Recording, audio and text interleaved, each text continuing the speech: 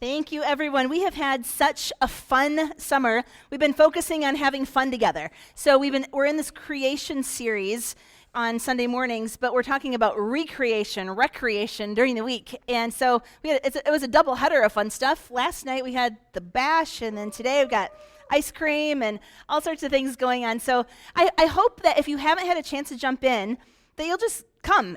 A lot of these are just casual, easy things to do. If you're new, if you're a guest, you are invited. We're just having fun. We're literally going to Pleasant Park down the street. We're having ice cream. It's if you're an introvert, it's a very easy thing to go to. So we're doing ice cream tonight. Come and join us at 7. We are in this creation series. And with the topic of creation, there's a certain kind of person who likes to talk about creation, I think. And I found myself asking questions as we've gone through this series together. Okay, so is creation care like a white topic or a black topic? Is it a topic for people who have money or people who don't have money? Is it a Republican conversation or a Democrat conversation? I'm feeling everyone getting very uncomfortable right now. It's getting quiet. Is it a liberal conversation or a conservative conversation? Because interestingly enough, a lot of times the dialogue around creation, around nature, around natural resources and recycling and environment and creation care, it divides along lines like that. And I found myself thinking through, okay, how are we talking about this as Christians? Are we talking about this from a theologically conservative perspective, a theologically liberal perspective? The goal is always, what is the Bible pointing us toward? The more liberally theological perspective, in a classic sense, a liberal theology would tend to focus less on a personal salvation, like not really focusing on like you and Jesus and your need to be like have a personal relationship with him, but would tend to focus more on what difference are we making in the world? Are we helping people who need help? Are we serving people outside of ourselves? Whereas a more classically conservative theological angle would be, am I and Jesus okay? Are souls being saved? And it's a little bit less important, something like the environment, because that's not spiritual in the classic sense. And so there's this idea that spiritual things matter, physical things don't. But I think that as Christians, the Bible calls us to something that's a little different than either of those extremes.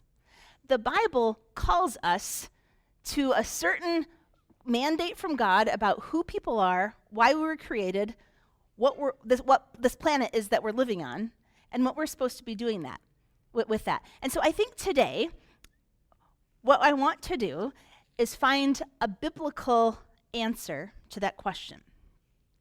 Now, God did create things. The earth, the world is made of matter. Touch something, whatever you're standing on, sitting on, touch it, touch the person next to you, they'd love that. It's all made of matter. God created matter. God owns the earth. It was his. God himself became flesh. He didn't just send Jesus as a spirit, he sent Jesus in the flesh and onto an earth, a physical earth in a geographic location. The kingdom of God, we're told, is going to come to earth. There is something special about this earth where it's not just a spiritual existence that God has for us, but a physical life on a physical earth in a physical place that God has made. Today we're going to be looking at the story of Ruth, Boaz, and Naomi, and specifically about the creation care that changed their lives. This is the intersection of caring for the creation and caring for the community. So the brief introduction to the story of Ruth, Naomi, and Boaz is this. The book of Ruth is an Old Testament book in the Bible, and it begins by telling the story of Naomi, a widow.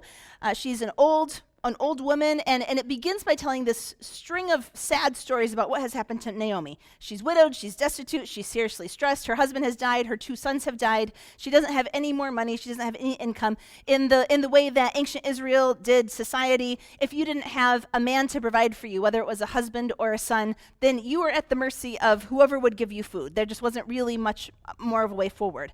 And so Naomi is in this position. Well, to complicate matters, Naomi is a Jew, and she had lived in Israel, but years before, there was a famine in Israel. And so Naomi and her husband at the time, they left Israel, and they moved to another country next door called Moab, and they really became refugees. They became environmental refugees because it was a famine, and they needed to eat. They needed to do crops. So they moved to Moab as refugees, and in Moab, they built a new life. Their sons grew up. Their sons married, their Jewish sons married Moabite women, and they were doing fine until all the men died. And that meant that Naomi, and then she's left with one daughter, 2 daughters-in-law, and one daughter-in-law says, bye, Naomi, see you later, I'm going to go do my own thing. The other daughter-in-law, Ruth, says, Naomi, I'm with you, like, we're in this together. Where you go, I'm going to go with you. We're going to figure this out. And just 5 verses into the book of Ruth, everything has fallen apart for Naomi. She's just got Ruth, so really it's just double the trouble now.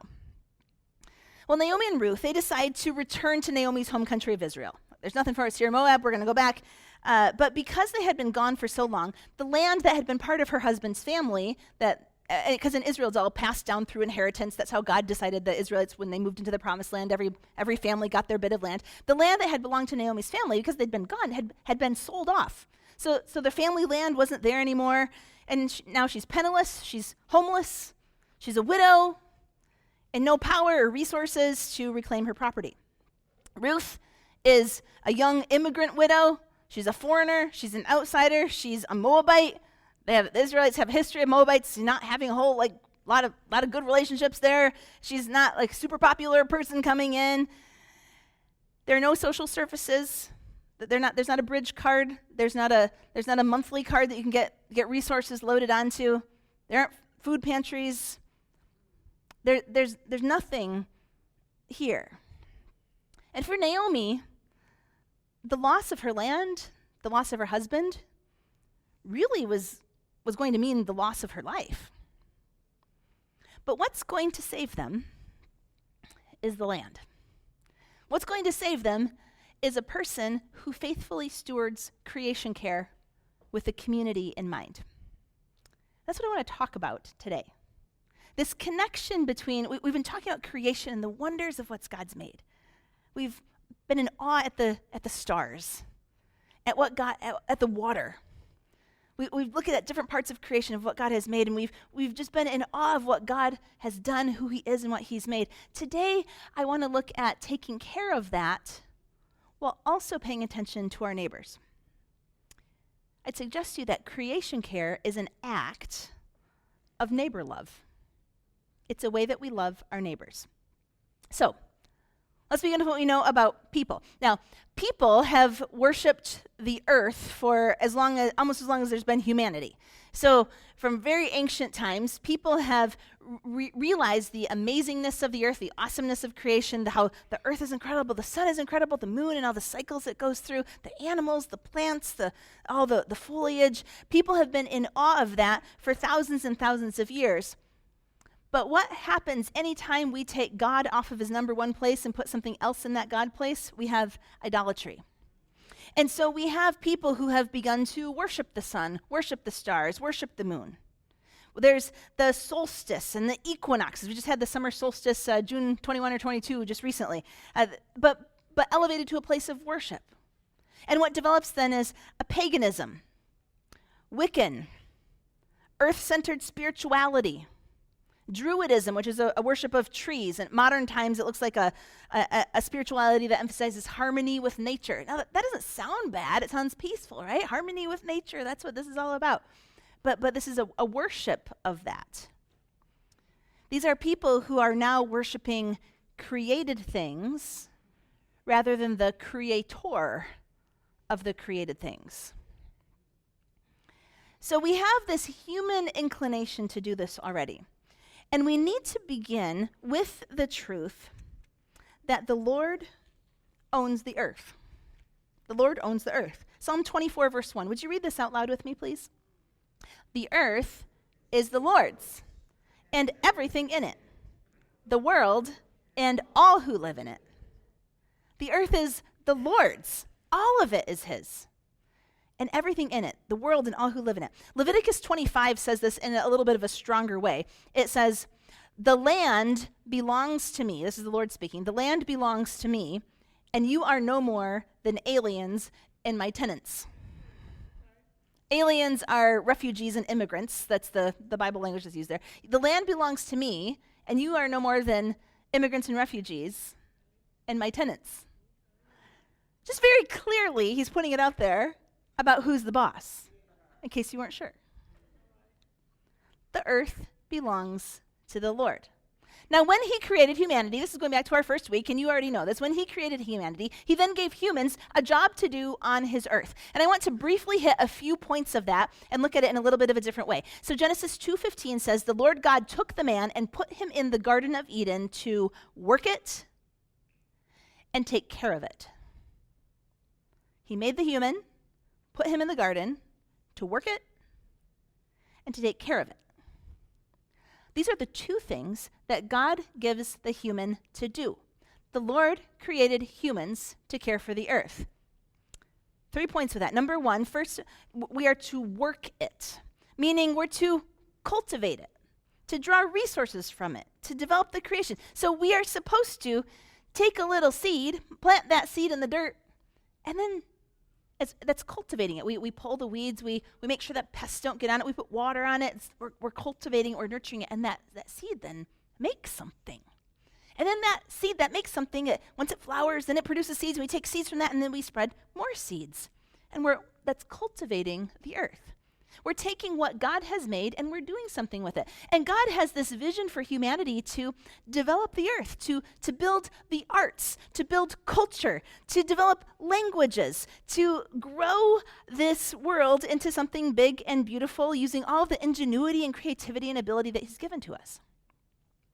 An example of what this looks like, this was in one of the brainstorming sessions that one of you was in. I forget who shared this with me. But when Europeans first came to what we now call North America, Europeans kept commenting on how the forests were so productive and they're so full of food. They're like, the forests have all these food sources, and these are just like rich forests. They're not like the forests we came from back in Europe. There's like all these food sources and rich with animals and lots of animal life. And they just thought, well, this is an amazing new land. But the reality is none of that was accidental. What had happened is Native Americans, had cultivated that dynamic for generations. They would notice where something was growing and then would try to encourage that to flourish. So they'd find a little patch of berry bushes in the forest, and then they would gather the seeds and carefully cultivate more and make a bigger area where the berry bushes would flourish. So they were fostering certain kinds of things like that, encouraging intentional cultivation. They were participating with the creative work that God had already done. Isn't that kind of cool? And the Europeans just thought, oh, well, that's just like a cool accident. Oh, no. No, they were cultivating the earth, working with the resources that God had made. And we, as humans in this earth, are supposed to use the resources of the earth to build cities, to build homes and roads, to make art, to invest in technology, to make music and write songs together, to fly to the moon and take pictures of outer space. God gave us that ability to work with what's here and cultivate this amazing place that he's given to us. Now, cultivating the earth, what does it mean to work the earth? I think a lot of us do think in farming language. Do we have any farmers here? Patricia is a farmer, yes. Gary, is Gary here today? Gary also has a farm. You're a gardener, okay, good. So farmers, like living their life, that's not a lot of us because we are City Life Church, so a lot of us aren't having farms around here. But I want to talk about this because I think when we hear this passage about cultivating the earth and building from the earth, I naturally think of farming, and that's the first thing that we think of, but I think there's more to it than that. What does it look like for those of us who are non-farmers? How do we work the land? How do we work with the natural resources that are around us? I'm just going to throw out a few ideas. If we've got any construction workers here, construction workers work with the product of trees, right? And they work with sand and gravel for aggregate and asphalt and concrete, right? Like the building materials, they're natural resources. There's clay that's used for ceramic tiles. The fossil fuels that fuel heavy machinery. Do you see how a construction worker maybe has a connection to some of the natural resources, the natural part of the land? Say you're a writer. I knew we had a writer in the last service. I don't know if we have any in this service or not. Say you're a writer of some kind. You do writing at work. Your paper, your books, those are going to come from pulp and lumber from the trees, right? But also, if you type on a computer, you're going to depend on certain metals. The graphite, copper, aluminum, lithium. And if you're a writer or an artist or a musician, the natural world will inspire you with ideas and thoughts and open up your eyes just by looking at the beauty around you. Maybe you're into computer work or IT or something like that. Computers don't just come out of nowhere. Computers are made out of things that we have on Earth. They're manufactured using dozens of mined raw materials like sand for the silicon chips, fossil fuels for the plastics, metals like copper and gold and aluminum for the wiring. These are all things that come from our Earth, and we take these things that God has made and we make them into things that humans can do amazing things with. It's so cool. It's how we're working the Earth. Social workers. What about social workers? What about something like that? People who do that kind of work. Well, maybe your green spaces are play therapy spaces. Take someone outside for a little bit of outside time. Maybe there are animals that are service pets or animal therapies like horses or dogs. Maybe you're connecting your clients, you see that they have some needs in their homes, and you're like, oh, you guys don't have any electricity, you don't have any water right now. And you're connecting with these basic needs that are rooted in natural resources. Maybe your clients need healthy, sustainable food sources, so you're connecting them with food which is eventually, at some point, originally coming from the land. Do you see how we're connected? We're supposed to be cultivating, working the land, developing the resources that God's given us. Now, maybe you can't quite imagine, what does this look like for me? Just Google it. Like, what natural resources are used in my vocation? And just see what happens, see what comes up. And maybe it'll make you think a little bit differently about your connection to the land and how it impacts other people and how these things interrelate. So humans are, number one, supposed to work the land. Number two, we're supposed to take care of it. It says take care of it, to protect it, preserve it, to guard the creation from exploitation and weaponization, to protect it from abuse or pollution or being all used up. We are to view the earth as precious, as God made this amazing place with all these amazing pieces that are part of it. And God made us, and he made us able to use them, and he gave us brains to think and hands to chisel and hands to build and form and sculpt. It's his gift to us, and he intends for us to use what he has had to not only enjoy it ourselves, but to bless those around us. To not only flourish ourselves, but to help those around us to flourish as well. I did a little study on the words that are described here in Genesis, that we're supposed to work it and care for it. That same combination of verbs, work it and care for it, is also used in the description in the book of Numbers chapter 3, when God is describing what the priests do in the temple. The priests in the temple are to work the temple, and they are to take care of it. We talked back at the beginning of this series about how at the beginning of Genesis there's royal imagery, how God is setting up his kingdom, how God is king, is setting up all these royal elements. He's talking about ruling and having authority and all these different royal elements. And here we have this priestly work where Adam is to rule and to take care of the garden in obedience to God. The priests are to rule and to take care of the temple. We're stewards and caretakers of what God has given. Genesis 1:27 says, "So God created mankind in his own image. In the image of God, he created them. Male and female, he created them. God blessed them and said to them, 'Be fruitful and increase in number. Fill the earth and subdue it. Say subdue. Then it says rule. Say rule. Other translations say have dominion. Subdue it and rule over the fish in the sea and the birds in the sky and over every living creature that moves on the ground. Now, this passage is not God saying to everybody, okay, you're going to go and take over this creation and you're going to conquer it, you're going to exploit it, you're going to use it up. This is God saying, I'm king over this creation. I am in charge, just remember that, and you are my servants that serve me in this.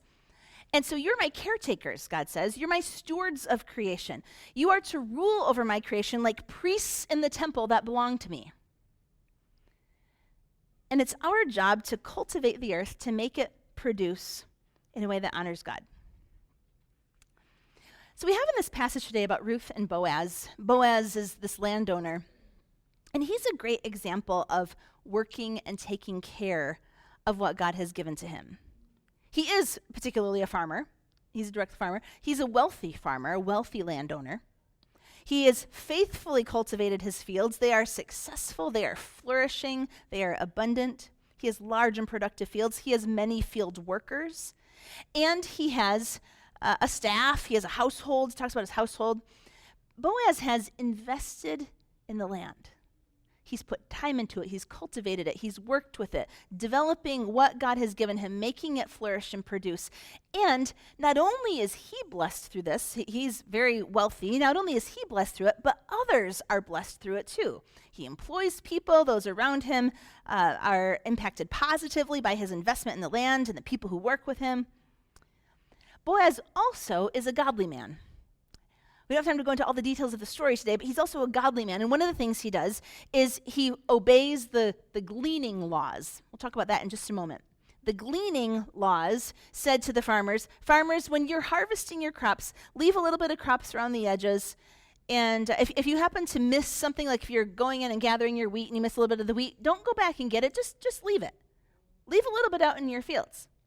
Now, some of you might be thinking, well, I just want to get every little bit I can. I don't want to waste anything. But the idea behind the gleaning laws was that you left it there, and then people who were poor or destitute or immigrant or refugee or orphans or widows, they knew that by law they were allowed to come. If you participated in it, then they knew that you would allow them to come and they'd be able to glean for themselves some food for their own needs and for their own purposes. That's the gleaning law. Boaz lives with that, obeys that gleaning law, and makes it possible. So Boaz invests in the land. Boaz personally receives from the land. And then he also shares from what he has with the land. We each need to recognize our connection with the earth in our jobs, as created beings, as people who live on this earth, as people who use Earth's resources, whether we think about them or not. But how we steward these things directly has an impact on our neighbors. Creation care is an act of neighbor love. So God created us to work it. He created us to take care of it. And then third, he created us to do it with each other. I find this very interesting because this isn't an individual, personal thing that people do alone. They are to do this together. When God creates humanity, he tells them together, the man and the woman, they will rule together. He says, it is not good for man to be alone. I will make a suitable match for him. And so there's this idea from the beginning of partnership, and then he gives them both the job of ruling and having dominion over the earth together as something that they share. So that they are together. They're not to use the land to pit each other against each other, to try to have one win over the other person. They're supposed to work together to mutually benefit from the land. No one's exploiting the other. No one's using resources to compete. It's a mutual sharing of resources and responsibility that should benefit the community. Now, when we don't care about others, when we're not being thoughtful about what we use and how it impacts other people, when our priority is self-centered gain, and when our priority is only focusing on what we can personally obtain, then problems can happen. And I want to spend just a few moments to talk about 3 examples of how exploiting the environment is hurting people today. It benefits a very few, but it harms many others. Three examples for you. The first one is this. At the beginning of this series, on that first day, I talked to you about a walk that I went on and how just a little ways from my house there is this amazing green space. And it is fenced in by this very tall chain link fence. And on the chain link fence are all these signs that say, keep out, caution, keep out, a danger, no trespassing. And like I live in an urban neighborhood. There are railroad tracks. There's an industrial center right next to this. There's semi-trucks all over the place. And then you get to this, like this little patch of green. I love it. And I go to this spot. It's chained together below where the picture cuts off. But so that's as far as the gates open. And I look through there. I stand there for a long time often when I'm by myself on a walk. And I just look. And there's that amazing green grass. Like it's so beautiful. Nobody on my street, including me, has grass that green. Like it's beautiful. I love it. The only person who has good grass, this was a few years ago, I had a crack dealer who lived next door, and his grass was better than mine, and it made me crazy that his grass was better than my grass. But I look at this grass, and I'm like, I just want to go like roll in that, you know? I want to go walk through it. And there's wildlife, and like dozens and dozens of woodchucks all over the place. They're so interesting, these fat little creatures, and they're all over the place because, nobody's bothering them because it's all tightened up. And I just find myself just so amazed. It's this like beautiful little piece of Eden, it feels like, in the middle of my neighborhood. Well, after I shared that with you on that first week, Nate Williams, hi Nate in the back, Nate works for the city, and he does environmental work for the city of Grand Rapids. And he said, hey, Christy, do you want to know some of the history about that place? I'm like, yeah, what is it? Like, can we turn it into a park? Like, what's going on? And he said, actually, it has a pretty sinister history. And he said there were these industries. It's right here by the railroad tracks. And for years and years and years, toxic waste built up. There's historic pollution in this area. The soil is completely saturated with toxic waste. These old industrial facilities just left all these chemicals in the soil. And he said all those crumbling old buildings that are around there, I didn't take a picture of that, but these crumbling old buildings, he said he said as it crumbles, like it has to be dismantled in a particular way to not have the chemicals spread and be worse, and nobody's got the money for that. And he says, and you can't just like tear out all this stuff because you have to leave a concrete cap over the soil so the rain doesn't seep in and make it worse and make the chemicals seep deeper into the groundwater. And he said it's a hugely expensive problem. Nobody wants to deal with it, and so it just stays locked up right now. And you know where this is located? My neighborhood. My neighborhood, which is a historically disinvested neighborhood, one of Grand Rapids' lower income neighborhoods, and this is our community. We live on contaminated land. Now, there was a point in history where people weren't caring about what's going on. People were saying, what's really important is making the money, like having this business that's going to be productive. We're not going to worry about, like, we're just going to dump stuff. And now we have this, generations later. Environmental exploitation hurts people. The second example is we have these missionaries in Mongolia, Corey and Jen Ellison. They've talked a little bit about pollution. We've talked about the pollution in Ulaanbaatar, the capital city of Mongolia, from time to time. You might have seen pictures of them wearing masks. Jen sent me a picture of this hazard meter. So you can't read it from there, but it measures the quality of air. So at the green level is air quality is good, everybody's happy and healthy. The bottom grayish purple one is hazardous. If that's the case, then like you need to be careful you don't actually like breathe it because you could really get a disease and die. The orange, just for a frame of reference, if you remember the wildfires that were in Canada a year or so ago, and remember how we had pollution here in Grand Rapids from that, the level of our pollution was around the orange level. Okay, so it was bad, but not at the deathly level. Jen sent me a picture of just 2 years ago. There was a winter where they had this indicator that the air quality was on. Go ahead and show that next slide there. We'll get there. Yeah, there you go. The hazardous level. And they were Christy and Corey were sharing with me that they have statistically increased miscarriages, numbers of cancer diagnoses, pneumonia, and every year people who are using coal-burning stoves die of CO2 poisoning in their home. This is a place of extreme poverty. Extreme poverty. Significant environmental injustice is linked to air pollution in Ulaanbaatar, and it especially impacts people who live in the Ger districts. These are the poorest of the poor, and it's about half of the population versus those who live in apartment buildings. Jen and Corey live about half a mile away. They're exposed, in the Gers, they're exposed to air pollution levels that are 13 times higher than the World Health Organization recommends. Corey sent me a couple pictures. Here's a picture from their front door looking into the capital city of Mongolia, and this is a day of high pollution. And then he sent me this picture. This is a day with no pollution. That's what we're supposed to have right here. And I was talking with them. I said, how do you feel knowing that part of your call to be missionaries, like to go and to spread the gospel of Jesus, means that you are physically putting your bodies in a place like this where you may be paying a price? I mean, you go to the mission field and you expect to pay, I don't know, a spiritual price or maybe an emotional price, but maybe a physical price. Maybe that's part of the call that God has put on your life. The reality here is that most of the pollution, it's bad here because there's a mountain ring that holds the pollution in. The winds don't get in there to blow it out. And a major contributor to this pollution is foreign mining companies from other countries have come in and taken over mining industries and have degraded the environment, and all of the burden of that falls on the people who actually live there, while the outsiders make the money. That dynamic happens over and over again. Jen says sometimes we can taste the air in our neighborhood. She says we get used to the smell and we sometimes forget about it. And if we go away, go on vacation or something, and then we smell ourselves later, where we have to do our laundry because we'd kind of forgotten how it smells. A third example of exploiting the environment and how it harms communities is, I had a conversation yesterday with Kareem Scales, who is here in Grand Rapids, the head of the NAACP's Environmental Justice Committee.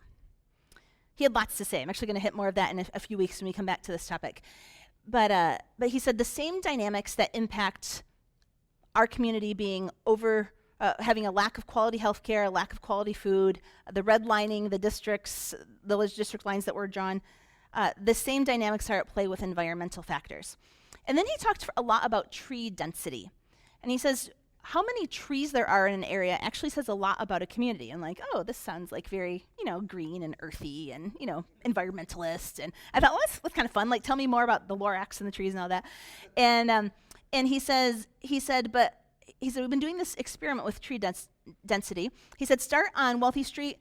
If you go to Madison and you go from the Heritage Hill area, which is right up here by us, and then you go south on Madison, you're going to see that there are lots of trees in the Heritage Hill area, and as you go further south, especially once you cross over MLK, you're going to be in a predominantly black neighborhood. Trees become less and less. There's been a historic disinvestment here. You're closer to the railroad tracks. There are more industries, and the air quality changes. They're doing some interesting work. Nate, can you explain this chart? Explain this to me. Red is bad.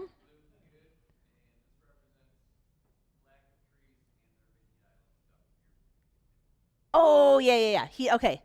Red is bad. Blue is what? Good. Okay. So the darker the color, the more problematic things are.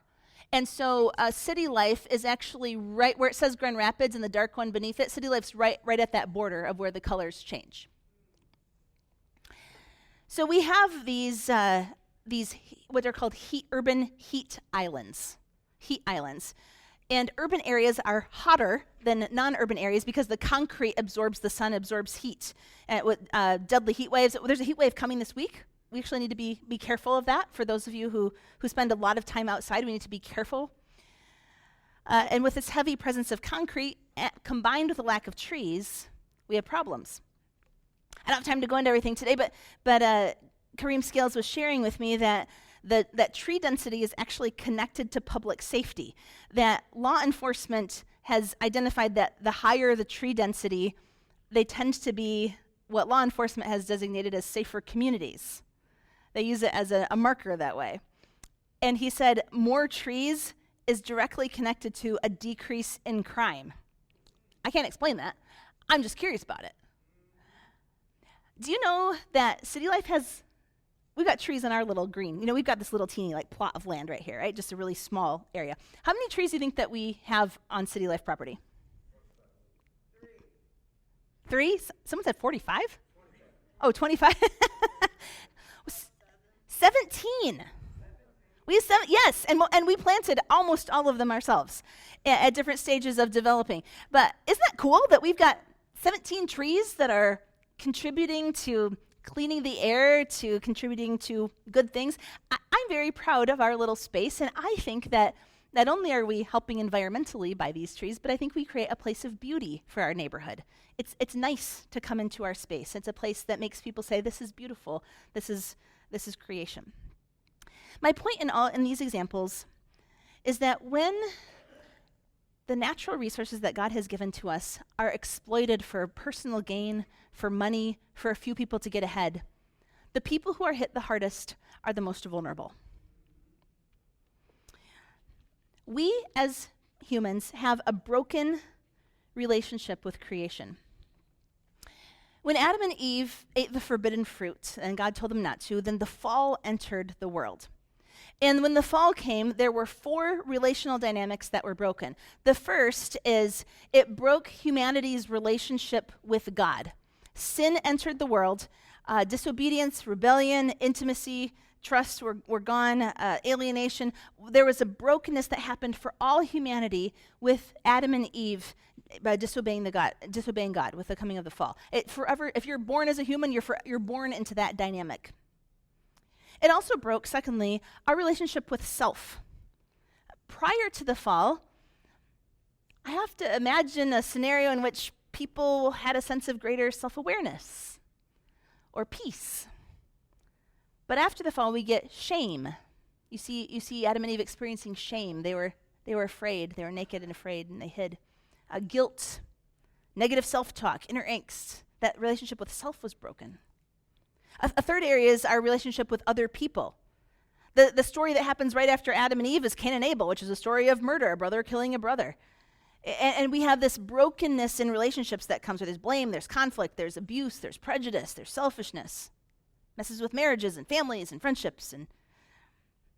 But the fourth area, and one that we don't, I think, talk about a whole lot, is that also humanity's relationship with creation was broken.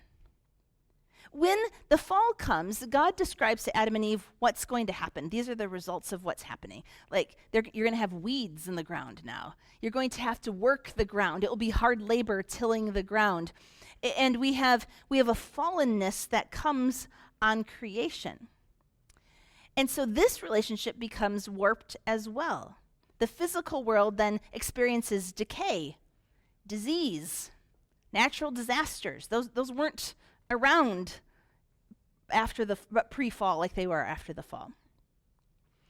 Romans 8 is an interesting picture of this. Romans 8 verse 19 says, "For the creation waits in eager expectation for the children of God to be revealed. For the creation was subjected to frustration, not by its own choice, but by the will of the one who subjected it, in hope that the creation itself will be liberated from its bondage to decay and brought into the freedom and glory of the children of God." Let me read that verse again. That the creation itself will be liberated from its bondage to decay and brought into the freedom and glory of the children of God. We know that the whole creation has been groaning as in the pains of childbirth right up to the present time. There's this picture of the creation that wants to be liberated from its bondage. A creation that is experiencing being bound up because of the fall, bound up because of sin. It is in bondage to decay, just like we are in bondage to decay without the intervention of Jesus redeeming us. And it says the whole creation has been groaning as in the pains of childbirth. There's a picture on the screen of one artist's rendition of all creation groaning. If we've got any artists in here, I would love to see an artistic rendition of this passage. How do you picture creation groaning? It's this depiction of creation as struggling, as longing for more, as this wasn't what God originally designed for it. It's not functioning as its true whole self as it was originally created to be. And so creation groans and it waits in eager expectation. Colossians 1:20 then gives us this hope. Will you read this verse out loud with me? Jesus will reconcile to himself all things, whether things on earth or things in heaven, by making peace through his blood shed on a cross. Jesus is reconciling all things to himself. When Jesus died on the cross, yes, he died to reconcile us to God. He died to reconcile us ultimately with ourselves. He died to reconcile us ultimately with our community. And he ultimately died to reconcile us with the creation. Creation's redemption is caught up in our redemption, just like it was in the fall. Its fall was caught up in our fall. It's all connected. And through the cross, Jesus is reconciling all things to himself on earth and on heaven. And we have this promise in Revelation that Jesus will one day bring a new earth and a new heaven, that he's building something new that is beautiful. It is the restoration, the recreation of his creation. And so if God is planning to rebuild this world, he's coming to renew and resurrect this physical world. He's not just coming for a spiritual kind of experience. He's not just creating heaven as a spiritual experience. He's not going to just make you a spirit. He says he's giving us new bodies, and he's giving a new heaven and a new earth. If God is planning to renew and resurrect this physical world rather than scrap it, how we treat it now is a signpost of his coming kingdom. We're redemption people. We're people of the kingdom. And so we live toward what God is doing, reconciliation with creation. Boaz does this. Boaz does this well. Let's go back to the Boaz story, because he uses his stewardship of the earth to directly impact his community. And it's through gleaning. I just want to talk brief. I already explained what gleaning is. Let me just say a few things about gleaning and how it functions. So gleaning is when you're gathering at the edges of the field and leaving that for the poor, for those who are vulnerable, for marginal populations. The first thing about gleaning, number one, is that it is a social safety net. In the Bible, this is a law. And it says, we want you to comply with the law. If you're going to comply with the law, then you're going to do this. You will be a good person. You need to leave the edges of your fields unharvested and leave behind the dropped produce so that the poor, the widow, the orphans, the immigrants, the refugees can provide for themselves. The second thing it does is it forces the landowner to welcome outsiders into his space, to welcome outsiders into your field. It's not like the landowner says, I'm going to save a little, and then I'm going to gather it up, and then I'm going to take it over here to the farmer's market, and I'll set up a little stand so they don't have to they don't come in my home. I'll keep them out of my space. They don't do that. There's a welcome here. There's an openness. There's a hospitality, a biblical hospitality of welcoming the stranger and the immigrant. I don't have time to go into what has happened this week with Haiti in particular and temporary protective status for Haitian refugees. There are hundreds of thousands of Haitians who have come into the U.S. legally and have been here legally for years and years and years. Haiti is not a safe place to return to, and yet the law has changed this week that says, nope, it's illegal now for you to be here. That's what happens. Now it's illegal. It changed. The scripture is very clear about welcoming the stranger. Let's be for that ideologically with how that plays out in our country. Let's also be aware of how that plays out for us personally in our own spaces, in our own homes, in our own fields, to welcome the outsiders, allowing others to glean from blessings that we've been given by God. The third part about gleaning is that it challenges us. It challenges our stinginess and calls us to generosity. Stinginess would say, I'm going to harvest every single little sheaf of grain that I've got out here and make sure I'm not missing anything. And God's like, nope. I've lavishly blessed you, and I want you to lavishly bless other people. I just find that interesting. I think these gleaning laws push you toward anti-greed. Like Boaz intentionally leaves some, and he's practicing not being greedy. He works that into his plans. He works that into how he thinks about things. He works that into what he teaches his staff, his coworkers, his farm laborers. Greed harvests to the edge, but grace gives room. And then fourth, gleaning shows us an example of offering a hand up versus a handout. Boaz and his workers aren't doing the work for the people. They're saying, if you want to, you can come here and work. You can do the work. That gives dignity. That says you're an able-bodied person. That says, I know that you are able to work, and here's an opportunity to do so. These are people who want to work, who have a place to do it. It's giving dignity so that they can provide for themselves. It also is just recognizing what I have. Yeah, I worked hard for it. I did work hard for it. I sacrificed for it. I was disciplined. I got up early. I worked hard all day. I went to bed late. I watered. I took care of things. But ultimately, it's a blessing from God. And ultimately, everything we have is a blessing from God. This is stewardship and saying, God, ultimately everything is yours. The blessings that I have, I partnered with you, but also it's just you. And saying, God, I will partner with you to share. This agricultural safety net was a hand up rather than a handout. Preserves dignity. The point of all this is that our engagement with the earth, we don't feel connected to the earth. I think most of us don't. We're city people. We're urbanites. Maybe there are a few like kids who are out there outside in the sunshine all day long, but a lot of us are in walls, under ceilings, in the shade, and a lot of us just don't feel that connection. But I really want to push us toward understanding that more deeply, because we are created. We are in a created place, and everything we have has been created by God. God gives us these things not just for ourselves, but so that there will be something left over for others to be blessed by as well. So Boaz, the story goes here, Boaz put into the ground. He invested, he worked, he labored. He managed his land with deep respect for both the law of God and the workers who harvested it. He's investing in it. And like Boaz, Christians are called to view everything they have as not private possessions, but as tools for community restoration.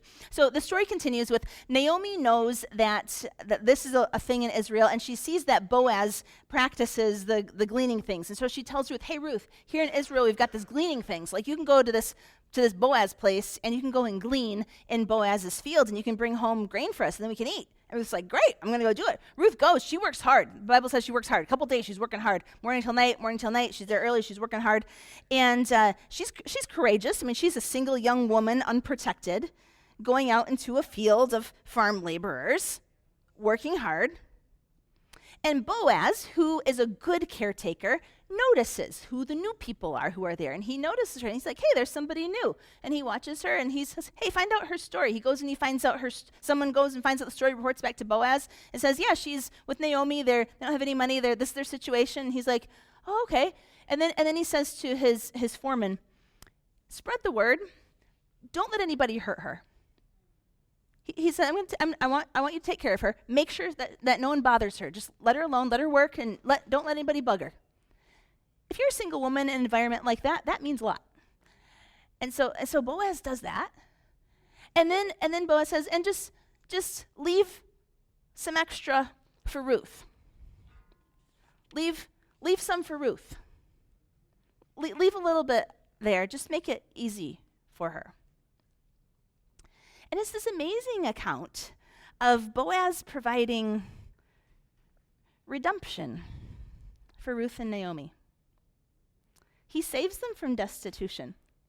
The story gets even better. We're not going to do the whole thing today, but the story gets even better because they fall in love. I think first they get married and they fall in love later. But also a very interesting part of the story. But they get married, and then they have a baby. And then this baby, they name him Obed, and Obed becomes the grandfather of the future King David. Pretty cool that David's ancestry is rooted back in these godly people who are obeying the laws of God, seeking to care for each other, using the resources at their disposal to bless those around them. Pretty cool. See, creation care is an act of neighbor love. We use what we have, we use the resources we have, and everybody benefits when we use the resources God gives us God's way. Shara, you can come on up. I know we're doing this series on creation and recreation, and sometimes we go nature, sometimes we kind of go environment, and sometimes we do mountain. We have mountains coming up in a few weeks. We did stars, we've done water, a couple weeks on water, and it's just been so fun. But I really want us to grasp more deeply our connectedness and the work that God has given us to do, to work it, to care for it, to realize what's there. And so I've got 4 next steps for you. The first one is this. I keep making this point. I think I've made it maybe in 3 of the messages so far. But the first point is I want you to practice enjoying it. Enjoying what God has given you. Take some time. Go outside. Look at the sky in the dark at night. Maybe you need to get out of the city so you can see the stars, but just let yourself be in awe of how big that is. There's some great sunsets right now. Catch a sunset and just stop and soak it up. No sunset is ever the same. Isn't that amazing? No sunrise is ever the same. Pause and examine the trees. Pause and look for the wildlife that is amazingly prevalent in urban areas. Just pause. Enjoy it. Dig in. Our nursery kids, our Kid City nursery kids had a zoo day on Friday. They went and they enjoyed the zoo. They got outside together and enjoying the animals that God made. That's cool. And we had the backyard bash yesterday where we were enjoying the beautiful blue sky and the water of the pool and just being outside together. It was refreshing and felt healthy and fun. We had Father's Day, our cookout last Sunday, which was, I think, the best Father's Day cookout we've ever had. It was super fun, mostly thanks to Ryan and Kitty for making it extra fun. But part of what made it fun was it was outside. It changed the feel of doing something together. Enjoy it. Find a way to just pay attention to what God's made. The second thing is, just like it says in the Bible, God's command to humans is the command for you too. Work it. He tells you, work it. Cultivate what I've given you. What natural resources are you regularly using in your work at home? Use Google, like I said, use Google to help you if you're not sure what to think about that. It will help you think through it. And then how are you stewarding those things? What do you need to be careful about that maybe you've not thought about before? How can you share what you have with other people? Work it, cultivate it. Third, also goes back to Genesis and what God's told us to do. Take care of it. Ethical use. Don't abuse what God's given you. Don't just exploit it and use it just to make more money like these industries have done. Use wisdom. Ask God how to use these things. Think about recycling and emissions and clean air and that sort of thing. Just a quick note, the next 2 weeks, we're going to have, next week we'll have Pastor Kurt Herbert, who's going to be preaching here, and he's always just fun, a pastor at the edge. And then we have Troy Evans that will be coming the week after that on July 12th. And we haven't had him in a couple years, so I'm really excited to have him back. And so we're actually taking 2 weeks off of this series to do some other things. They're going to be really great days. We're just not doing creation those days. But then we're going to come back to creation after that on July 19. And when we do, we're going to lean into this a little bit more, this whole healing the land. How do we actually practically participate in some of these things in a way that honors God and is part of being a Christian? And then the fourth and final point is this. Recognize that we do share this creation with other people, and that creation care is an act of neighbor love. Leave some for Ruth. What's on the margins of what you have? Do you have extra? Can you make extra?